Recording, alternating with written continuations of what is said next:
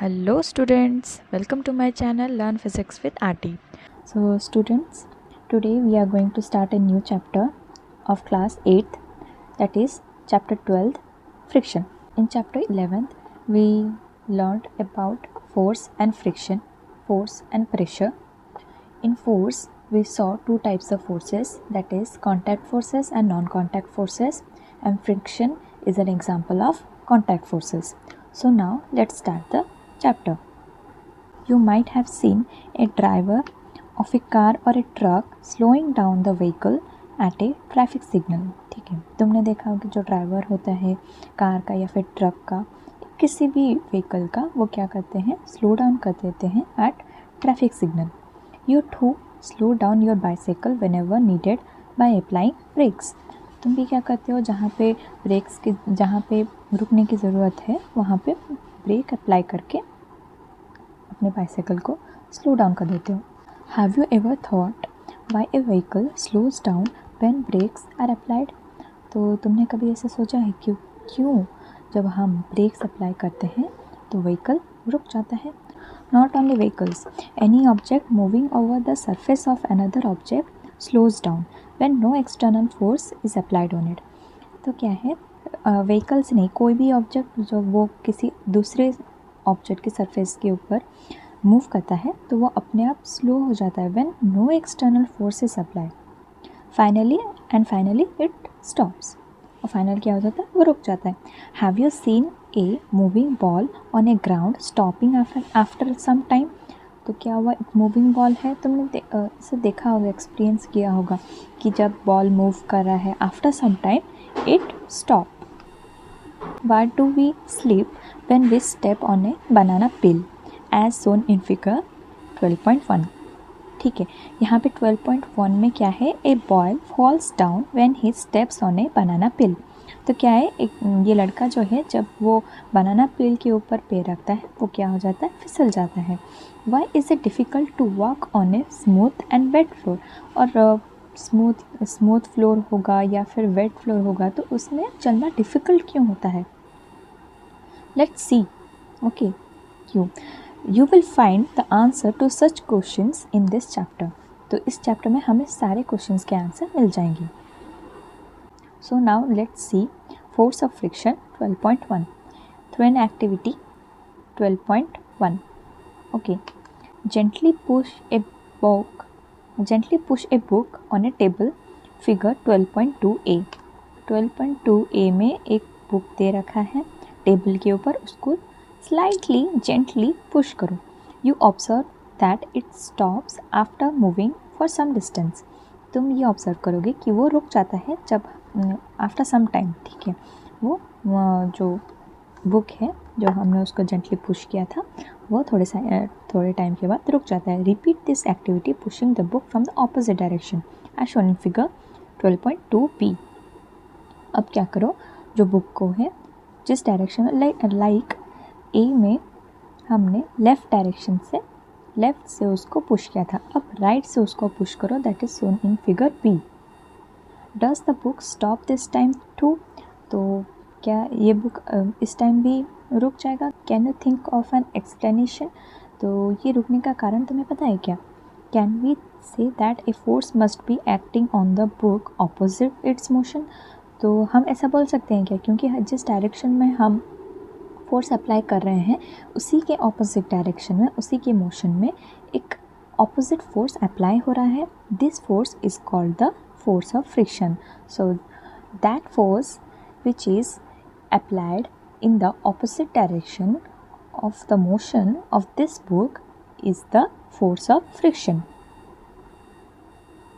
So in figure 12a and b, friction opposes relative motion between the surface of the book and the table. तो friction क्या करता है, relative motion जो भी book और table के बीच में है वो क्या करता है, ऑपोज करता है उस मोशन को. So you saw that if you apply the force along the left, friction acts along the right. तो यहाँ पे क्या दे रखा है कि so you saw that if you apply the force along the left, ठीक है, लेफ़्ट साइड से अगर फोर्स हम अप्लाई कर रहे हैं, फोर्स हमने अप्लाई किया लेफ़्ट साइड से, friction acts along the right. तो फ्रिक्शन क्या होगा? I will denote it to a small f. तो फ्रिक्शन क्या होगा? ऑपोजिट डायरेक्शन में अप्लाई होगा, that is from the right. And if you apply the force along the right, और हमने अगर राइट साइड से फोर्स अप्लाई किया तो फ्रिक्शन कहाँ से लगेगा? In the left side. ठीक है, just opposite of the force applied. In both the cases the force opposes the motion of the book. तो क्या करता है? दोनों केस में फोर्स क्या हो रहा है? अपोज कर रहा है. कौन सा force? Force of friction, the motion of the book. The force of friction always opposes the applied force. So यहाँ पे एक पॉइंट मिला कि जो फोर्स ऑफ फ्रिक्शन है वो क्या करता है? हमेशा अपोज करता है द अप्लाइड फोर्स को. In the above activity, the force of friction acts between the surface of the book and the surface of the table. तो क्या है? जो force of friction है above activity में हमने क्या देखा? Force of friction है acts between the surface of the book and the surface of the table. ठीक है. Is the friction the same for all the surfaces? तो friction जो है, force of friction है, वो क्या सारे surface के लिए same है? Does it depend on the smoothness of the surface?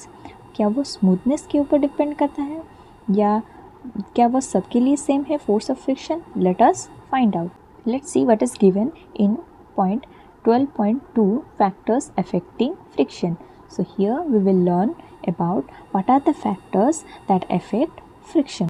Activity 12.2. यहाँ पे इस एक्टिविटी में क्या बोल रहा है? Tie a string around a brick. यहाँ पे एक स्ट्रिंग बांध रखा है. Pull the brick by a spring balance. ये क्या होता है? Spring balance. तो स्प्रिंग बैलेंस से जो ब्रिक है उसको पुल करने की कोशिश करो. As shown in figure 12.3. A brick is being pulled by a spring balance. You need to apply some force. Okay, तुम्हें कुछ फोर्स डालना पड़ेगा. Note down the reading on the spring balance when the brick just begins to move. तो क्या करो? जितना भी apply तुमने किया है फोर्स, ठीक है, उसका रीडिंग को स्प्रिंग बैलेंस में देखो कि कितना आ रहा है when the brick begins to move. It gives you a measure of the force of friction between the surface of the brick and the floor. तो ये क्या करेगा? तुम्हें फोर्स ऑफ फ्रिक्शन देगा, मेज़र देगा कि कितना फोर्स ऑफ फ्रिक्शन है between the surface and the brick. Now wrap a piece of polythene around the brick. अब क्या करो? ब्रिक के अराउंड पॉलीथीन बांध दो एंड रिपीट द एक्टिविटी. और इस एक्टिविटी को जैसे वो स्प्रिंग बैलेंस से खींच के वो एक्टिविटी को फिर से रिपीट करो. Do you observe any difference in the readings of the spring balance in the above two cases? तो जो ये 2 केसेस हमने किया, फर्स्ट एक्टिविटी सेकेंड एक्टिविटी, उसमें कोई उसकी रीडिंग्स में कोई डिफरेंस आ रहा है? What might be the reason for this difference? और डिफरेंस आ रहा है तो ये इसके रीज़न क्या है? Repeat this activity by wrapping a piece of jute bag around the brick. अब क्या करो? एक जूट बैग को वो ब्रिक के अराउंड रैप करो. What do you observe? तो तुमने क्या ऑब्जर्व किया? यहाँ पे स्प्रिंग बैलेंस के बारे में कुछ दे रखा है. Let's C. Spring balance is a device used for measuring the force acting on an object. तो स्प्रिंग बैलेंस क्या करता है? वो एक डिवाइस है जो कि यूज़ में आता है for measuring the force acting on an object. उस ऑब्जेक्ट में कितना फोर्स लग रहा है वो बताने के लिए यूज़ होता है. It consist of a coiled spring which gets stretched when a force is applied to it. तो यहाँ पे एक स्प्रिंग होता है, ठीक है. कहाँ पे? ये रहा, ये एक स्प्रिंग है और ये हुक है. तो यहाँ पे हम क्या करेंगे? जब हम कोई भी ऑब्जेक्ट को यहाँ से हैंग करेंगे स्प्रिंग बैलेंस से, तो ये क्या दिखाएगा? हमें कितना फोर्स अप्लाई किया जा रहा है वो दिखाएगा. Stretching of the spring is measured by a pointer moving on a graduated scale. तो यहाँ पे सब पॉइंटर दे रखा है, ठीक है. जैसे जैसे नीचे जाएगा, देखो यहाँ पे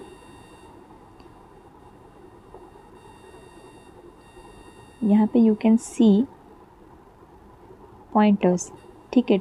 0, 0, 10, 20, 30, ठीक है, पॉइंटर्स दे रखे हैं.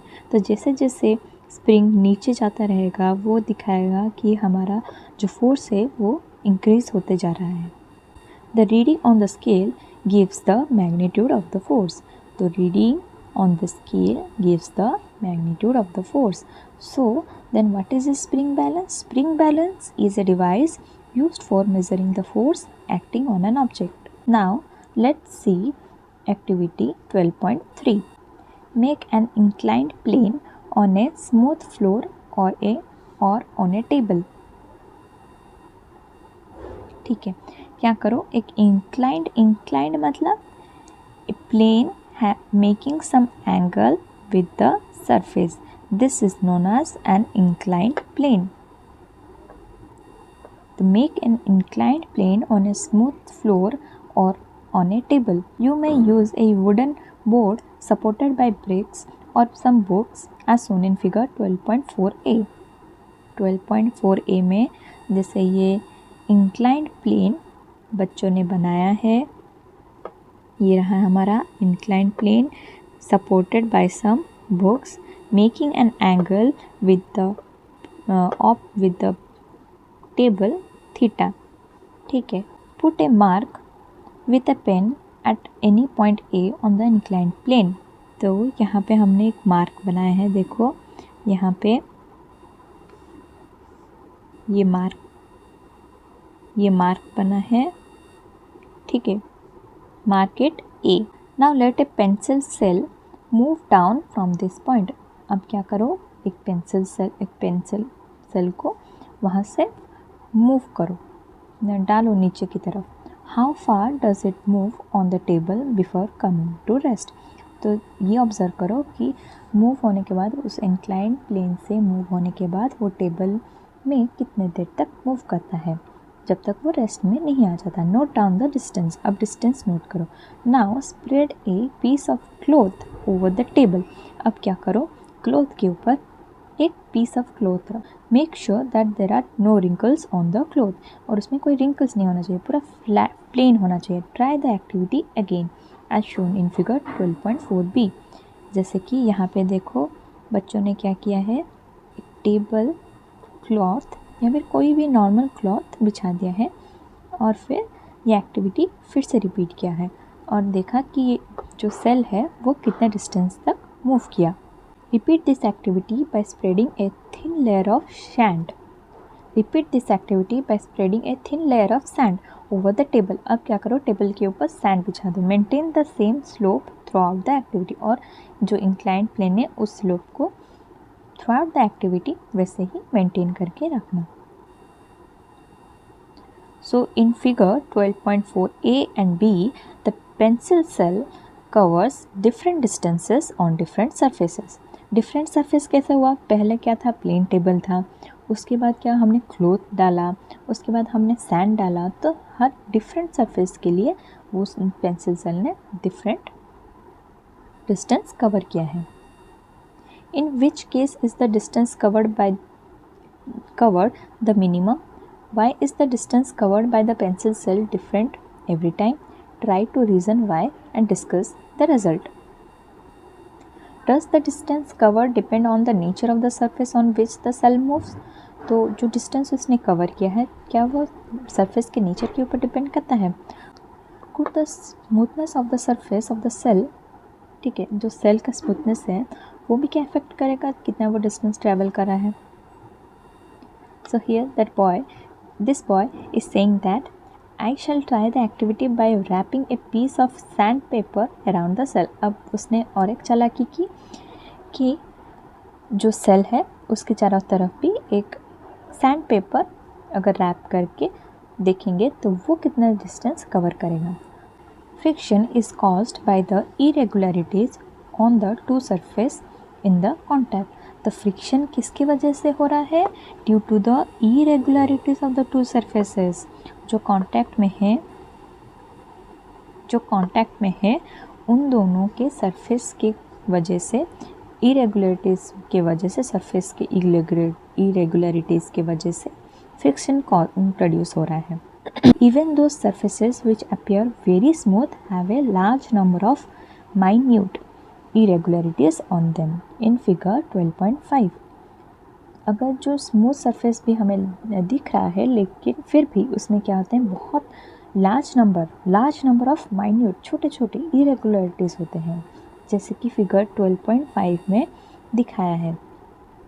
देखो ये क्या है, सरफेस ऑफ बुक है, और क्या है, सरफेस ऑफ टेबल है, और ये क्या है, हमारे इरेगुलरिटीज़ हैं, जिसके वजह से फ्रिक्शन प्रोड्यूस होता है। Irregularities on the two surfaces lock into one another. तो क्या होता है, इरेगुलरिटीज़ जो दोनों सरफेस के अंदर हैं वो दोनों एक दूसरे से लॉक हो जाते हैं। When we attempt to move any surface we have to apply force to overcome this interlocking.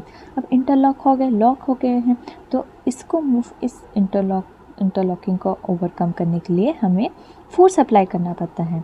On rough surfaces there are larger number of irregularities. और रफ सरफेस में क्या होता है, बहुत सारे नंबर ऑफ इरेगुलरिटीज़ होते हैं। So the force of friction is greater if a rough surface is involved. तो क्या है, force of friction is greater होता है if the rough surface is involved. Force of friction ज़्यादा होगा अगर सरफेस क्या होगा, रफ हो। We see that the friction is caused by the interlocking of irregularities in the two surface. हमने क्या देखा, फ्रिक्शन किसके वजह से आ रहा है, due to the interlocking of the irregularities of the two surfaces. It is obvious that the force of friction will increase if the two surfaces are pressed harder. तो क्या होगा, फोर्स ऑफ फ्रिक्शन इंक्रीज करेगा अगर दोनों surface को हमने बहुत ज़्यादा हार्डली प्रेस किया। You can experience it by dragging a mat when nobody is sitting on it, ठीक है, and when a person is sitting on it. तो ये हमने एक्सपीरियंस किया है जब हम मैट को निकालते हैं, जब उसके ऊपर कोई बैठा नहीं रहता है, जब दूसरे में जब उसके ऊपर कोई बैठा रहता है, तो क्या होता है, हमने दोनों सरफेस को हार्ड कर दिया, मतलब प्रेस किया। सरफेस कौन सा है, एक मैट का सरफेस है और एक कौन सा सरफेस है, जैसे कि ये मैट का सरफेस है, ठीक है, और ये फ्लोर का सरफेस है, ये दोनों इंटरलॉक होके हैं, ठीक है। अब इस मैट को निकालने में जितना फोर्स लगेगा, अगर यहाँ पे कोई बैठा होगा, ठीक है, अगर यहाँ पे कोई बैठा होता है तब निकालने में ज़मीन आसमान का फ़र्क है, ठीक है। फोर्स अप्लाई जितना भी हम इस केस में फोर्स अप्लाई ज़्यादा करना पड़ रहा है क्योंकि फ्रिक्शन फोर्स यहाँ पे ज़्यादा लग रहा है। Recall your experience when last time you moved a heavy box from one place to another in figure 12.6। यहाँ पे एक लड़का एक हेवी बॉक्स को मूव करने की कोशिश कर रहा है। You have to push on the box to keep it moving। तो 12.6 फिगर में क्या दे रखा है कि उस बॉक्स को मूव करते रहने के लिए उसको पुश करना पड़ेगा। And if you have no such experience, get that experience now। What is easier? अगर कोई एक्सपीरियंस आपने गेन नहीं किया है इसके लिए, तो अभी जाके ट्राई करो।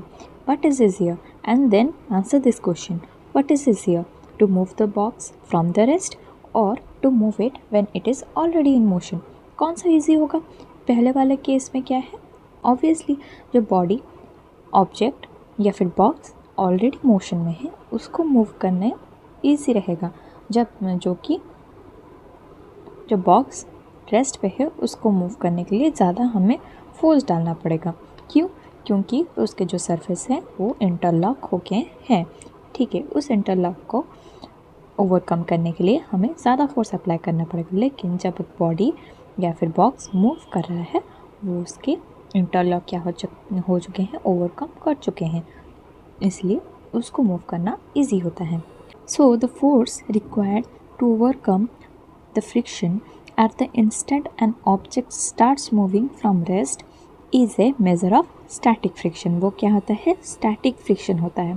कौन सा फ्रिक्शन, जो कि हमें फोर्स अप्लाई करना पड़ता है to overcome the friction, and when the instant the object starts moving from rest is a measure of static friction। On the other hand, the force required to keep the object moving with the same speed is a measure of sliding friction। और जो force require होता है to keep the body moving with the same speed is a measure of sliding friction. ठीक है, तो वो क्या होता है, स्लाइडिंग फ्रिक्शन। तो यहाँ पे हमने 2 टाइप्स ऑफ फ्रिक्शन पढ़ा, one is static friction and another one is sliding friction. What is static friction? Static friction मतलब ये होता है जो जितना भी फोर्स हमें अप्लाई करना पड़ता है ड्यूरिंग, जितना भी फोर्स हमें अप्लाई करना पड़ता है to overcome the friction, and at the instant when an object starts moving from rest, वो क्या होता है हमारा स्टैटिक फ्रिक्शन। और जितना भी फोर्स हमें डालना पड़ता है to keep the object moving with the same speed is the measure of sliding friction.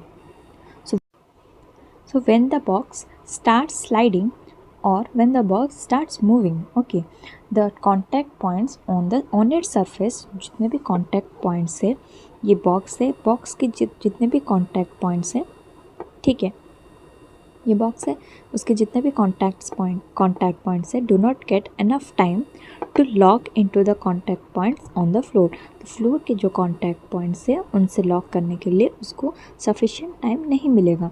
So the sliding friction is slightly smaller than the static friction. ठीक है, तो यहाँ पे एक कंक्लूज़न दे रखा है कि जो स्लाइडिंग फ्रिक्शन है, sliding friction is slightly smaller than the static friction. ऐसा क्यों होता है?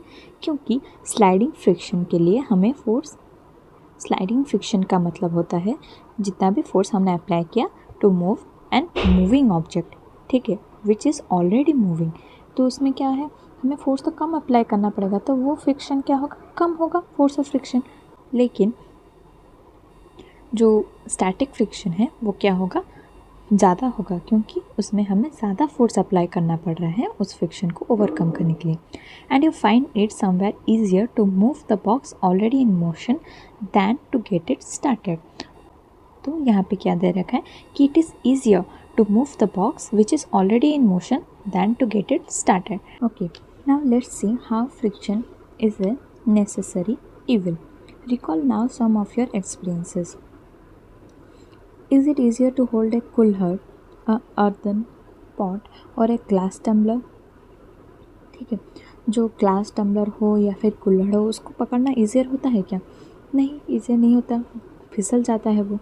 Suppose the outer surface of the tumbler is greasy or has a thin layer of cooking oil on it, would it become easier or it become difficult to hold it? अगर हमने क्या किया, जो tumbler है surface उसमें Greece लगा दिया या फिर a layer of cooking oil लगा दिया, तो is it become, would it become easier or difficult to hold it? Obviously it become more difficult, because ये वो हमेशा हमें फिसल जाएगा। Just think, would it be possible to hold the glass at all if there is no friction? ठीक है, अगर friction ना होगा तो क्या होगा, हमारा हाथ फिसल जाएगा और ग्लास क्या हो जाएगा, हमारे हाथ से निकल के टूट जाएगा। Recall how difficult is it to move on a wet muddy track? ठीक है, अगर वेट मडी ट्रैक है उसमें चलना कितना मुश्किल होता है, और ए वेट मार्बल फ्लोर कितना मुश्किल होता है उसमें चलना। Can you imagine being able to walk at all if there is no friction? अगर फ्रिक्शन नहीं होता तो हम क्या पॉसिबल होता, हम चल भी पाते? You wouldn't write with pen or pencil if there were no friction. मतलब अगर फ्रिक्शन नहीं होता तो हम ना ही पेन या फिर पेंसिल से लिख भी पाते। When your teacher is writing with chalk on the black board, जब आपके टीचर जो हैं वो ब्लैक बोर्ड पे लिख रहे हैं, its rough surface rubs off some chalk particles which stick to the black board. ठीक है, could it happen if there were no friction between the chalk and the board? ठीक है, तो अगर चॉक और बोर्ड के बीच में फ्रिक्शन ना होता तो क्या ऐसा हो पाता है, पॉसिबल होता लिखना? If an object started moving, it would never stop if there were no friction. ठीक है, तो क्या होता, अगर एक बॉडी अगर स्टार्ट हो गया, मूव करना स्टार्ट हो गया, तो वो लाइफ में कभी नहीं रुकता अगर फ्रिक्शन ना होता। Had there been no friction between the tires of the automobiles and the road? और क्या होता वहाँ, they couldn't be started or stopped or turned to change the direction of the motion. तो क्या होता, अगर friction tyres of the automobiles और road के बीच में ना होता तो ना ही वो स्टार्ट होता, ना स्टॉप होता, ना ही वो डायरेक्शन चेंज कर पाता अपने मोशन का। You could not fix a nail on the wall, तुम एक नेल को भी फिक्स नहीं कर पाते। और tie A not, without friction no building could be constructed. तो फ्रिक्शन के बिना बिल्डिंग भी कंस्ट्रक्ट नहीं होता. So you can see how friction is helpful in our daily life. On the other hand, friction is an evil too. It wears out the material, whether they are screws, ball bearings, or soles of shoes. 12.8. You must have seen worn out steps of foot over bridges at railway stations. Friction can also produce heat. Friction क्या है? Heat भी produce कर सकता है. Vigorously rub your palm together for a few minutes. In 12.9. ठीक है, इस लड़की की तरह rub your palms. ठीक है. How do you feel? तुम्हें कैसा फील हो रहा है? ऑब्वियसली थोड़ा सा वार्म लगेगा जब हमने अपने पाम पे से रब किया, तो फिर वार्म फील होगा. When you strike a matchstick against the rough surface, it catches fire, as shown in figure 12.10. यहाँ पे क्या है? Striking a matchstick produces fire by friction. You might have observed that the jar of a mixer becomes hot when it is run for a few minutes. You can cite various examples in which friction produce heat. तो जो jar है mixer का, ठीक है, वो क्या हो जाता है, कुछ टाइम के बाद हॉट हो जाता है जब उसको ज़्यादा समय तक हमने यूज़ किया होता है, तो उससे भी हीट प्रोड्यूस हो जाता है. ऐसे बहुत सारे और एग्जांपल्स हैं जहाँ पे हीट प्रोड्यूस होता है फ्रिक्शन की वजह से. In fact when A machine is operated, heat generated causes much wastage of energy. ठीक है, तो मशीन जब हम यूज़ करते हैं तो हीट प्रोड्यूस होने की वजह से भी बहुत सारा एनर्जी हमारा लॉस होता है. We shall discuss the ways of minimising friction in the following section. तो क्या है, हम फ्रिक्शन को मिनिमाइज़ करने के लिए क्या क्या वेज हैं उसको डिस्कस करेंगे इन the following section. 12.4 increasing and reducing friction. अब हम कैसे फ्रिक्शन को इंक्रीज़ कर सकते हैं या फिर रिड्यूस कर सकते हैं, इस पार्ट में देखेंगे. As you have seen in the previous section, friction is desirable in some situations. ठीक है, जैसे कि हमने प्रीवियस सेक्शन में देखा कि फ्रिक्शन किसी किसी जगह पर चाहिए, पर कुछ जगहों पर फ्रिक्शन की आवश्यकता नहीं है. फ्रिक्शन कहाँ ज़रूरत है? हमारे चलने के लिए, पेन लिखने के लिए, मैचस्टिक जलाने के लिए. बहुत सारे ऐसे केसेस हैं जिसमें फ्रिक्शन की ज़रूरत होती है. Have you ever thought why the sole of your shoe is grooved? In figure 12.11a जो सोल है शूज़ का वो क्यों ग्रूव्ड होता है? It is done to provide the shoes better grip on the floor so that you can move safely. तो ये किस लिए होता है? ताकि शूज़ का फ्लोर के साथ ग्रिप अच्छे से बना रहे और आप अच्छे से मूव कर पाएँ. Similarly the treaded tyres of cars, truck and bulldozers provide better grip with the ground. जो ये टायर्स में जो लाइंस बने रहते हैं, होल्स रहते हैं, ये क्या करते हैं? अच्छा ग्रिप देते हैं ग्राउंड के साथ. We deliberately increase friction by using brake pads in the brake system of bicycles and automobiles. तो क्या कहते हैं, हम फ्रिक्शन को बढ़ाने के लिए, इंक्रीज़ करने के लिए क्या करते हैं, ब्रेक पैड यूज़ करते हैं इन द ब्रेक सिस्टम, ताकि फ्रिक्शन इंक्रीज़ हो सके और जब हमें ब्रेक अप्लाई करना होता है तब इजीली ब्रेक अप्लाई हो जाए in the bicycle and automobiles. When you are riding a bicycle the brake pads do not touch the wheels.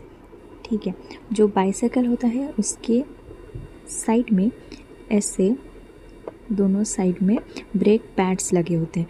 तो जब बाइसाइकिल मूव कर रहा होता है तो ये जो ब्रेक पैड्स हैं वो व्हील्स से टच नहीं करते हैं. But when you press the brake lever these pads arrest the motion of the rim due to friction. ठीक है, तो क्या करते हैं, जब हम ब्रेक पैड अप्लाई करते हैं, ब्रेक लीवर अप्लाई करते हैं, दीज पैड क्या करते हैं, जो रिम के मोशन को रोक देते हैं due to friction and the wheel stops moving. तो व्हील क्या होता है, मूव करना स्टॉप हो जाता है. ठीक है, ये हम एक एनिमेटेड फॉर्म में देख सकते हैं.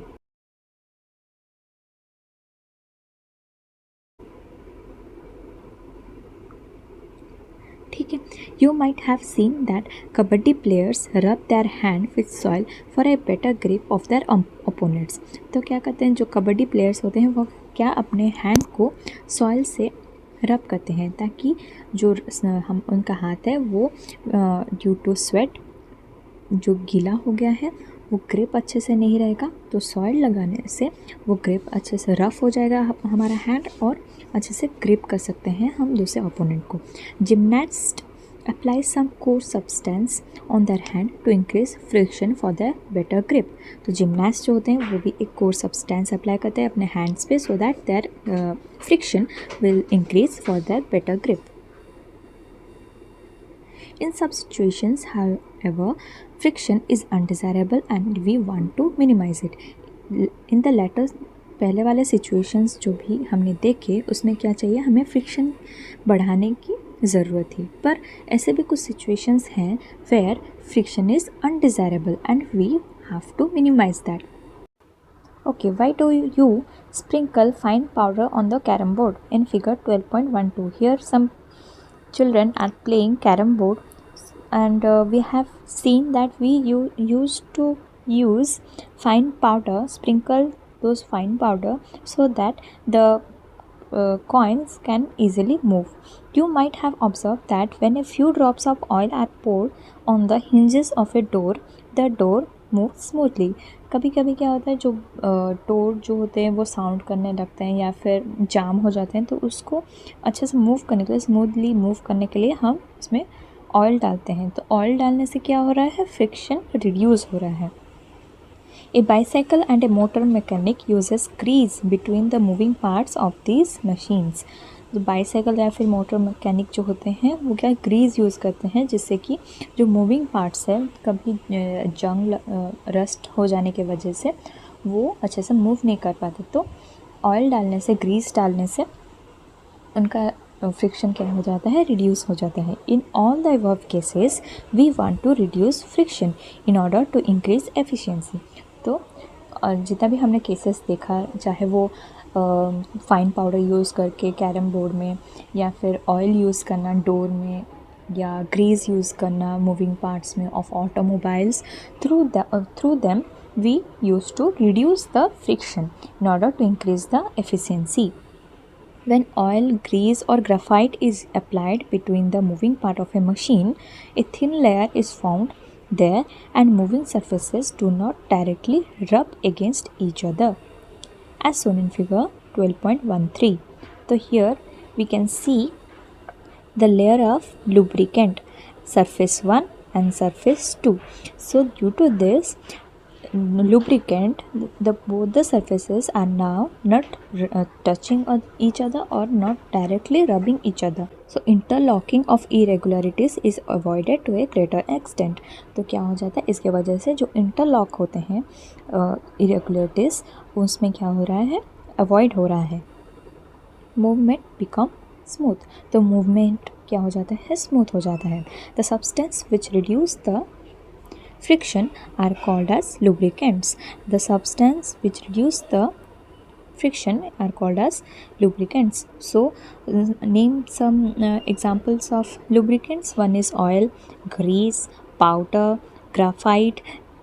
Okay, these are some of the lubricants. In some machines it may not be advisable to use oil as lubricant. Okay, an air cushion between the moving parts is used to reduce friction. एक air cushion भी use किया जाता है moving parts में reduce करने के लिए friction.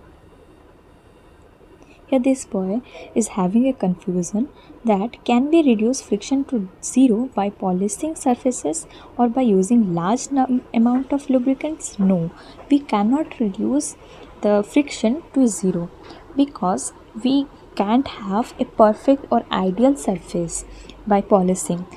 Anything ideal is not present in this universe, so we cannot reduce the friction to zero or applying large amount of lubricants.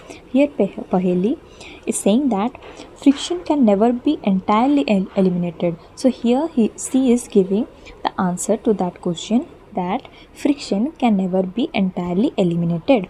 No surface is perfectly smooth. No surface, कोई भी ऐसा surface नहीं है जो perfectly smooth होगा या फिर ideal surface होगा. Some irregularities are always there. There are always irregularities will be present. Now let's see the next part. wheels reduce friction. Okay, 12.5. You must have seen attaches and other pieces of luggage fitted with rollers. Here is given an example of a luggage having roller. Okay, even a child can pull such pieces of luggage in figure 12.14. Why is it so? Let us find out. Okay, these heavy luggages having rollers can reduce friction, through which a small boy can also pull these luggages. So let us find out how this happen. So here given an activity 12.4. Take few pencils which are cylindrical in shape. Place them parallel to each other on a table. ठीक है, parallel सबको रख दो. Place a thick book over it. Figure 12.15. Okay, तो यहाँ पे जैसे दे रखा है 3 पेंसिल्स हैं, cylindrical pencils. Place the book over them. Now push the book and now try to push the book. You observe the pencils rolling as the book moves. So you can observe that the pencils are moving along with the book. Do you feel it easier to move the book in this way than to slide it? Okay, तो तुम्हें ये easier लगता है ना, ताकि जो book है वो मूव हो रहा है then by sliding it. Do you think that resistance to the motion of the book has been reduce. तो इससे ये पता चल रहा है कि जो रेजिस्टेंस है बुक का मोशन के लिए वो क्या हो गया है, रिड्यूस हो गया है. Have you scene heavy machinery being moved by placing locks under it. जो हमने ये भी देखा है कि जो हैवी मशीनरी है उनको मूव करने के लिए उनके नीचे लॉक्स रखाया जाता है, बड़े बड़े जो लकड़ी है वो रखे जाते हैं. So figure 12.15 showing motion of the book on rollers. When one body rolls over the surface of another body, the resistance to this surface is called rolling friction. Okay, so when one body rolls over the surface of another body, the resistance to its motion is called rolling friction. So rolling reduces friction. What does rolling do? Rolling reduces friction. It is always easier to roll than to slide a body over another. तो role करना easier होता है than to slide a body. That is the reason it is convenient to pull luggage fitted with rollers. So it is the reason why pulling luggage fitted with rollers are convenient. Can you now understand why the wheel is said to be one of the greatest invention of mankind? Yes, we can understand why the wheel is said to be one of the greatest inventions, because it reduces friction. Since the rolling friction is smaller than the sliding friction, so now we can see here that rolling friction is smaller than the sliding friction, because rolling friction is produced when one body rolls over another surface of the another body. So it is easier to roll a body over the surface of other body. So the rolling friction is obviously smaller than the sliding friction. Sliding is replaced in most machines by rolling by the use of ball bearings. So जो sliding है उसको replace किया जाता है in the most machines by rolling by the use of ball bearings. Ball bearings की use के through से हम स्लाइडिंग को रिप्लेस करते हैं. Common examples are the use of ball bearings between hubs and the axles of ceiling fans and bicycles. तो ceiling fans और बाइसाइकल्स में जो बॉल bearings यूज़ किया जाता है between hubs and axles as shown in figure 12.16. So here you can see the ball bearings are present, which used to reduce the friction because the inner part rolls over the outer part because of the ball bearings. So in point 12.6, fluid friction, the friction because of fluid. You know that air is a very light and thin. ठीक है, air क्या है, बहुत light and thin है. Yet it exerts frictional force on objects moving through it. फिर भी क्या है, ये फ्रिक्शनल फोर्स अप्लाई करता है on the objects that are moving through it. Similarly water and other liquid exert force of friction when objects move through them. तो क्या है, वाटर या फिर कोई भी दूसरे लिक्विड्स हैं वो क्या करते हैं, फोर्स ऑफ फ्रिक्शन exert करते हैं on the objects those are moving through them. Okay, fluids are the common name for gases and liquid. So we can say that fluids exert force of friction on object in motion through them. So हम क्या बोल सकते हैं, जो fluid हैं वो force of friction apply करते हैं on objects in their motion which are moving through them. The frictional force exerted by fluid is called drag, and the name for the frictional force exerted by fluids is called the drag. The frictional force on an object in a fluid depends on its speed with respect to the fluid. तो यहाँ पे क्या है, जो frictional force है object पे जो लग रहा है बिकॉज ऑफ फ्लूइड, वो किसके ऊपर डिपेंड करता है, speed with respect to the fluid. तो स्पीड कितना है उस ऑब्जेक्ट का with respect to the fluid. The force friction also depends on the shape of the object and nature of the fluid. Force of friction और किसके ऊपर depend करता है, शेप ऑफ द ऑब्जेक्ट के शेप के ऊपर and the nature of the fluid के nature के ऊपर. तो फ्लूइड में फोर्स ऑफ फ्रिक्शन किस के ऊपर डिपेंड करता है, एक तो स्पीड है, relative speed between the fluid and the object and its shape of the object and nature of the fluid. It is obvious that when objects move through fluids, they have to overcome friction acting on them. तो ये तो obvious है कि when objects used to move through the fluids, they have to overcome the friction that is acting on them. In this process, they lose energy, and because of this, they lose energy. Efforts are therefore made to minimize friction. तो efforts किस पे दिया जा रहा है, ताकि हम जो फ्रिक्शन है उसको मिनिमाइज़ कर सकें. So objects are given special shapes. तो इसलिए ऑब्जेक्ट्स को क्या है, स्पेशल शेप दिया जा रहा है जिससे कि फ्रिक्शन जो है वो कम लगे. Where do you think scientist get hint for this special shapes. तो साइंटिस्ट को इस स्पेशल शेप के बारे में कहाँ से हिंट मिला होगा, where do you think, from nature of course, obviously nature से ही. Birds and fishes have to move about in fluids all the time. Birds हो, fishes हो, birds क्या पे मूव करते हैं, स्काई में. स्काई क्या है, एयर में. एयर क्या है, एक फ्लूइड है. फिश किस में मूव करते हैं, वाटर में. वाटर क्या है, एक फ्लूइड है. तो they have to move in fluids all the time. Their bodies must have evolved to shapes which would make them lose less energy in overcoming the friction. तो उनके बॉडीज़ क्या है, ऐसे इवॉल्व हुए हैं to that shape which will lose less energy in overcoming the friction. You read about these shapes in class 6th. Look carefully at the shape of an aeroplane in figure 12.17. ठीक है, यहाँ पे क्या दे रखा है, shape of aeroplane which is similar to the shape of a bird. So do you find any similarity in its shape and that of a bird? Yes, both are similar in shape. In fact, all vehicles are designed to have shapes which reduce fluid friction. इसलिए सारे vehicles को ऐसे shape दिया जाता है जैसे कि उनका fluid friction reduce हो सके. So here we finally at the end of this chapter. Now let's see what have you learned till now. Friction opposes the relative motion between two surfaces in contact. It acts on both the surfaces. So friction क्या है, relative motion को oppose करता है between the two surfaces which are in contact.